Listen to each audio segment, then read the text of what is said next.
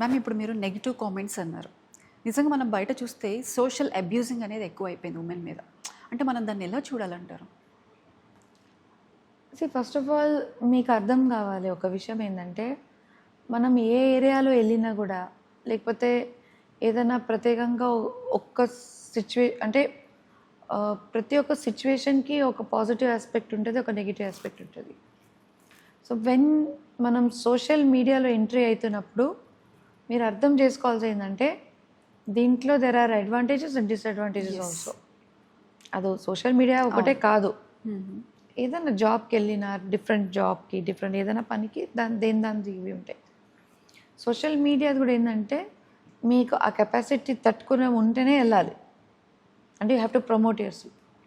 Of course తప్పే పక్కన negative comment చేయడము, చీప్గా కమెంట్ చేయడము, దానికి ఒక ఫిల్టర్ అని ఉండాలి. మేబీ వచ్చే టైంలో అది టెక్నాలజీ కూడా డెవలప్ అవుతూ వస్తుందేమో.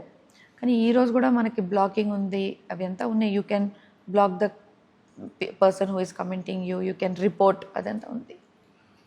కానీ ఎంత చేసినా కూడా ప్రతి ఒక్క కమెంట్ మనకు నచ్చినట్టుగా ఉండదు. అందరికీ అది సిచ్యువేషన్ ఉంది. మీరు మోదీ గారి నుంచి మీరు ఒక మామూలు మనిషిని దగ్గర తీసుకోండి, వాళ్ళకు కూడా పాజిటివ్ కమెంట్స్ వస్తాయి, వాళ్ళకు కూడా నెగిటివ్ కమెంట్స్ కూడా ఉంటాయి. కానీ ఆ నెగిటివ్ కమెంట్స్లో మనం నేర్చుకోవాల్సింది ఏంటంటే, ఈ నెగిటివ్ కమెంట్స్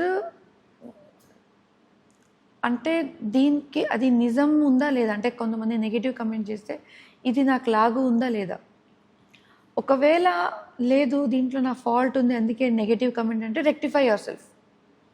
ఒకవేళ లేదు దిస్ పర్సన్ ఇస్ అంటే దానికి సంబంధమే లేదంటే neglect is the best thing.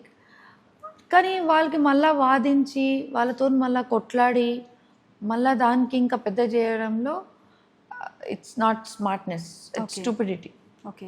So మనం we know what we are doing, మనం ఏం చేస్తాం, మనకు కాన్ఫిడెన్స్ ఉండాలి. నిజంగానే ఒకవేళ ఏదైనా తప్పు జరిగిన ఉంటే దానికి మనం తిట్టుకోవాలి.